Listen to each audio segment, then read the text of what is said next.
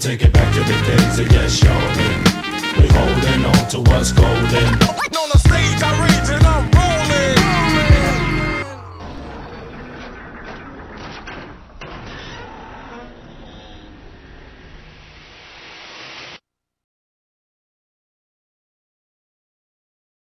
I have a complicated relationship with today's subject. Back in my early primary school years, when I was about 4 to 7 years old, my memory's still a bit foggy of that time, this show was an essential for every kid growing up in my neck of the woods, and it still is to this day, I reckon. Whenever the teachers thought we had been good, or just wanted to take a breather from our antics, they would put on a tape of the show, and I think we ended up learning more from it than the actual work. But my classmates were dicks, as was every kid around that age, myself included. And my most vivid memory of this show isn't even of the show, but rather how these kids used to try and annoy me with it. Let me explain. This is the theme song of today's show, Round the Twist. Have you ever thought like this? Have strange things happen? Are you going round the twist? Fairly standard stuff, really, and a decent intro. This is the rewrite that those brats gave it. Have you ever felt like shit? Have strange things happened? Are you pissing on your poo?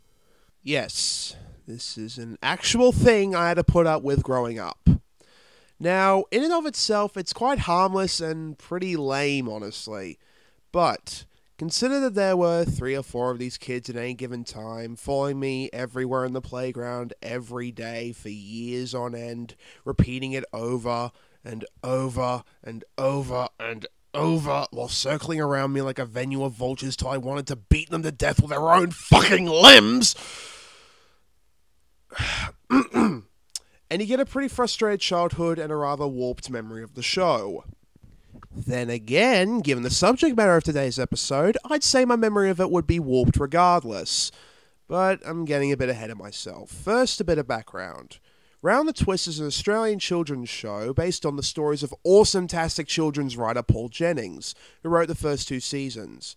It stars the Twist family, Linda, Pete, Bronson, and their father Tony, and their adventures in the town of Port Naranda, where the most bizarre things seem to happen to them. Anyone else getting that feeling of deja vu? Alright, to be fair, Round the Twist has 2 main things going for it that make it differ from Strangeville, USA from last time. 1, the issues raised in the show have resulted in it being billed an educational program by the Australian Children's Television Foundation, which would explain why I mostly watched it at school. And 2, it is weird. Very, very weird. To the point where the ACTF actually had a hard time finding a distributor for the damn thing. And bear in mind that a decade after this show first aired, we had a show where Elvis's bastard child is a part of an Australian band, while an evil businessman with a magic electric marble wants to become their manager and exploit them. We're no stranger to weird shit here. Have you seen our wildlife? Okay, enough easy jokes about my home country. Let's get started with today's episode. Lucky Lips.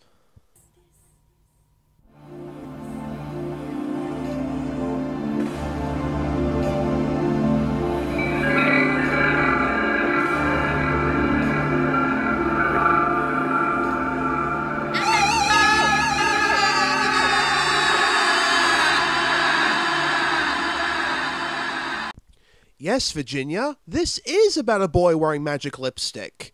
We'll get to that in a bit. Pete Twist, the eldest son, is at that stage in life where his biggest wish is to kiss his crush, and he wrote a letter to an agony aunt column for advice. For you Yanks who may be watching, just pretend I said Dear Abby column.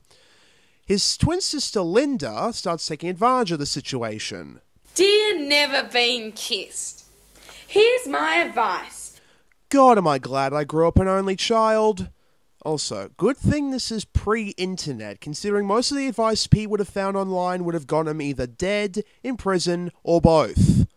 Anyway, the column suggests he go with his crush Fiona to a disco. Prepare for dangerously high levels of 80s, people.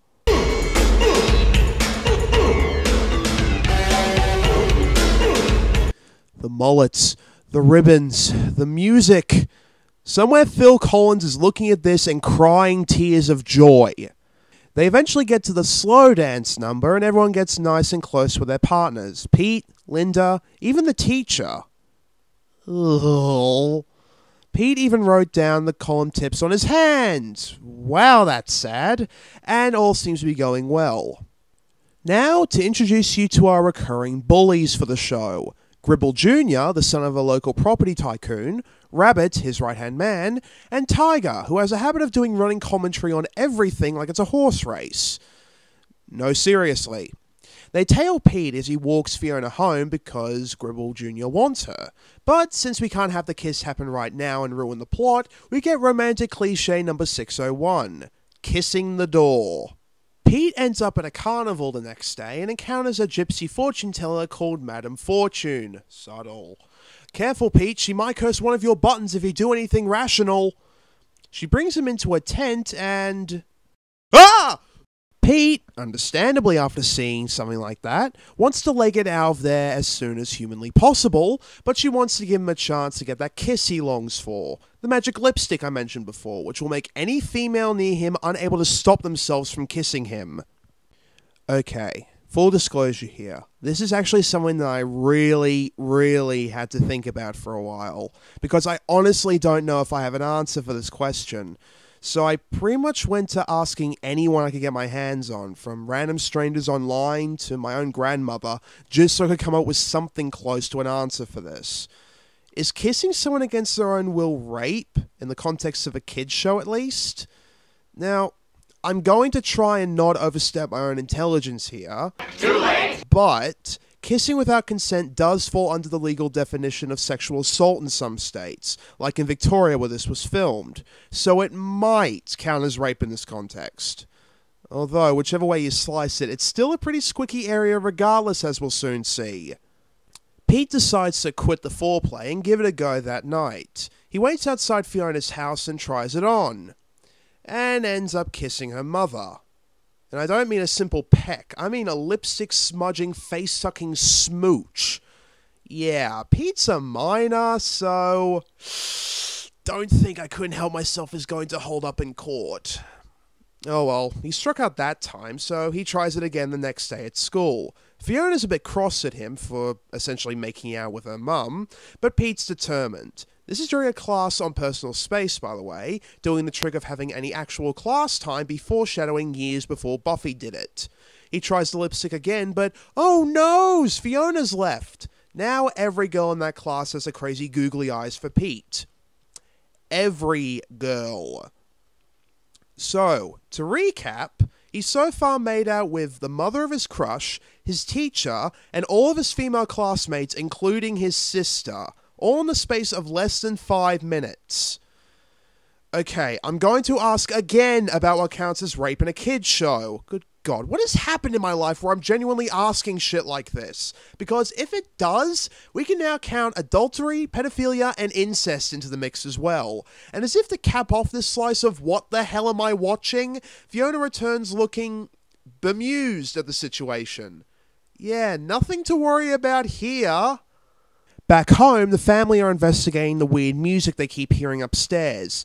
It's a subplot for the season finale, which we'll get to in due time. And Pete's teacher, Miss James, comes to visit. She's reporting complaints that have been made on Pete by Fiona's father and his classmates. No, really? And he fesses up about the lipstick. His dad does the seemingly logical thing and confiscates it, but curiosity killed the brain cells, I see.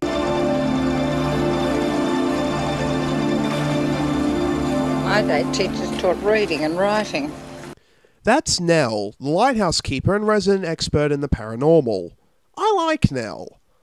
One does wonder, though, why she isn't affected by the lipstick, but then again, she's probably built up an immunity to weird shit given her family history. That night, Pete swipes the lipstick back. Since the lipstick will only work once on each person, he could try again in class the next day and probably get the result he wanted, but given the amount of guilt he must be feeling, he rightfully plays it safe. They're going to a carnival the next day, and Fiona agrees to go with P. Wait, what? I'm sorry, but have you not seen what's been happening so far? The more appropriate reaction to this would be to act like the others and stay the hell away from him. Gribble Jr., meanwhile, wants to get his hands on the lipstick. How he knows anything about the lipstick is never explained. Maybe he caught a quick glimpse from yesterday. I don't know. The blocking's too vague to discern anything. The next day at the carnival, there is, of course, a kissing booth. Oh, jeez. We're seriously going with the easy stuff now? It's not right buying kisses. I'd hate to be made to kiss someone I didn't really like. Ow! Sorry, just getting bludgeoned with the meaning of the episode. Gribble Jr. tries to nab the lipstick just as Pete tries to explain himself, and Pete legs it through the carnival attractions. He somehow gets the lipstick on his lips during the scuffle, because plot, and he ends up in a pig pen. Remember what I said earlier about the lipstick working on any female? Yeah, never said any human female, did I?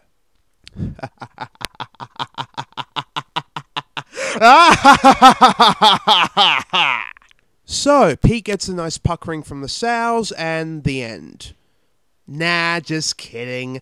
Like I said before, these episodes are based on the stories of Paul Jennings, this one being derived from the story of the same name from the Unreal collection.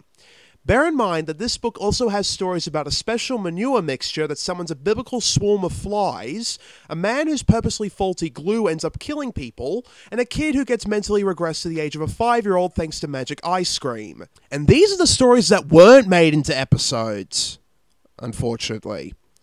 Anyway, the main character being kissed by sows is how it ends in the book version, but since our Pete is a main character and we can't let him have a bad ending, this isn't where the episode ends. Pete gets away from the carnival. Yeah, I was only kidding about that being the ending. He still apparently made out with those sows. Hi, therapist! And he just gives up the lipstick to Gribble Jr. Fair enough, considering I'm pretty sure he'd willingly give up his other lipstick after that happened. Pete spends some time alone brooding, trying to suppress the memory of the last few days, and Fiona finds him. Pete tries again to explain himself, but she reveals that Linda already told him and gives him a proper, honest kiss. Happy ending? I mean, between the damage that's already been done and the way Fiona just seems to shrug off the situation at every turn, this doesn't exactly feel warranted. Also, oddly enough, this is the part that I remember most about this episode, and it again has to relate to my school days. When my class and I were watching it one time and it got to this part, everyone around me was nudging me in the ribs and saying that that was me on the screen getting kissed. Bear in mind that this was during the standard girls are icky phase of boyhood, so I tried to shrug off the idea. Whereas now, the event of me kissing anyone, female or otherwise, is the sort of thing that results in the buying of several lottery tickets. Meanwhile, Gribble Jr. tries out the lipstick, and ends up snagging Madame Fortune, who wants it back. The gypsy chases them down, he will start to rapidly lose weight, he will grow reptilian scales on his body, and he will end up with an outbreak of acne that will make puberty look like nothing. Nah, not really, but with a story this dark, would you really be surprised if it went the Stephen King route? So, yeah, this is a pretty messed up episode, given how it managed to make me read incest, adultery, rape, bestiality, and pedophilia into a kid's show of all things. And before you bombard me with comments saying I'm overreacting, this is what the ACTF was referring to before when they said that the scripts were too rude and not for television. Not to mention that, like I said, this at the very least falls under sexual assault, so we still have sexual assault with sows and siblings to deal with here. This is one of the weaker episodes aside from that, not carrying the same form of wit and or humour that the rest of the series is great for. But then again, it does have a message about personal space that kids in its intended age range would need to learn, and in all honesty, I'm not exactly sure if any other shows would talk about this sort of thing. Of course, the fact that the message was given to you with the subtlety of a 60-foot gorilla tap dancing to death metal doesn't work in the show's favour. But was this worth remembering? I don't think I had a choice but to remember it.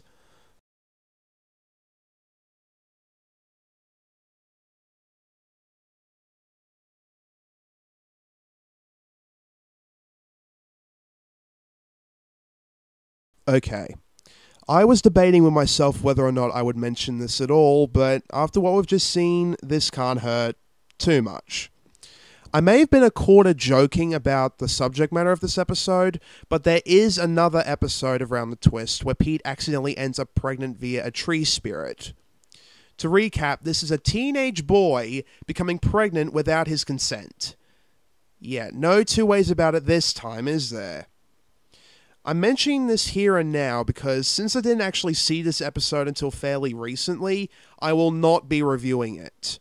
However, for a rundown of pretty much the exact same points I would have touched on if I were to review it, I recommend you check the 2 reviews linked below by SF Debris, which cover episodes of Star Trek with similar plots to that episode. I would very much rather the guy I am apparently ripping off deal with this than myself. Although, I suppose I could give a few words about the episode so long as I'm talking about it. This episode is fucking awful!